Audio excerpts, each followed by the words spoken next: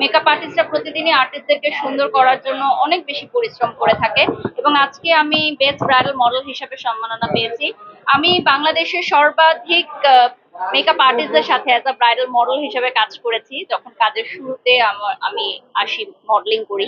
তো মেকআপ আর্টিস্টদের সাথে আমার একটি দারুণ সখ্যতা রয়েছে এবং আমি মনে করি যে যত বছর ইন্ডাস্ট্রিতে আমি কাজ করব মেকআপ আর্টিস্টদের কাছে আমি অনেক কৃতজ্ঞ যে তারা আমাকে এত সুন্দর করে প্রেজেন্ট করেছে দর্শকদের সামনে, এজন্য আমি হয়তো তাদের ভালোবাসা অনেক বেশি পেয়েছি। এটা আমি সবসময় মেকআপ আর্টিস্টদের কৃতজ্ঞতা স্বীকার করি।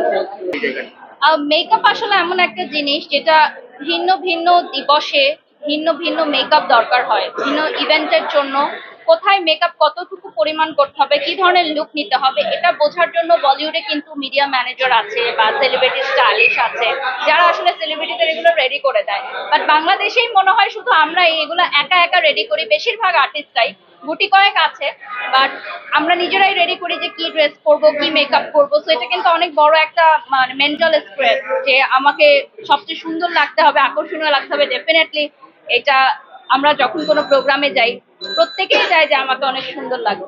তো এগুলোও কিন্তু আমাদের নিজেদেরকেই আসলে আয়োজন করতে হয় প্রত্যেকটা ইভেন্টের আগে, যেহেতু ডেইলি ইভেন্ট থাকে তো অনেক বেশি ব্যস্ততাও যায়। তো আমি বলবো যে মেকআপ খুবই গুরুত্বপূর্ণ, ইভেন্ট ভিত্তিক কিরকম মেকআপ করতে হবে এটা আমাদেরকে বুঝতে হবে। সাম্প্রতিক সময়ে বিভিন্ন আলোচনা সমালোচনা এবং তর্কের সৃষ্টি হয়েছে আমাদের এই ব্র্যান্ড প্রমোশন সেক্টরটা নিয়ে।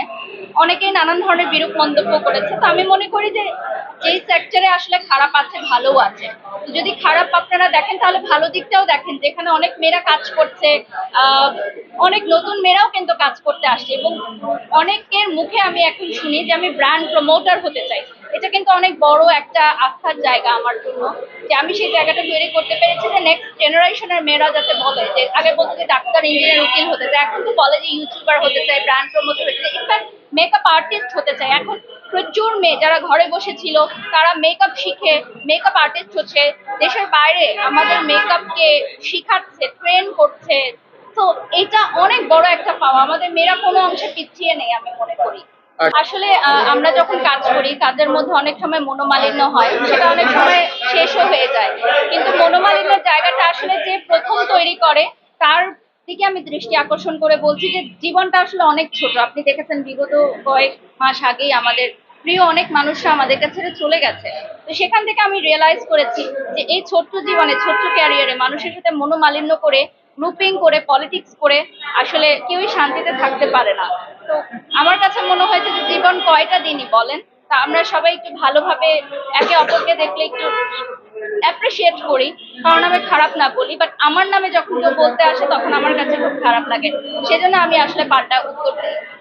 বাড়ির শখের যেমন শুভাকাঙ্ক্ষী আছে তেমন অনেক হেটার্সও আছে, সমালোচনাও করে তারা তাদের কমেন্ট বক্স দিয়ে আপনার হচ্ছে বিভিন্ন প্রোগ্রামের পোশাক নিয়েও তারা অনেক সময় কমেন্ট করে, আপনি হয়তো দেখবেনও হয়তো যে ডে বাই ডে বাড়ির শখে আসলে কোন দিকে যাচ্ছে পোশাকের দিক থেকে।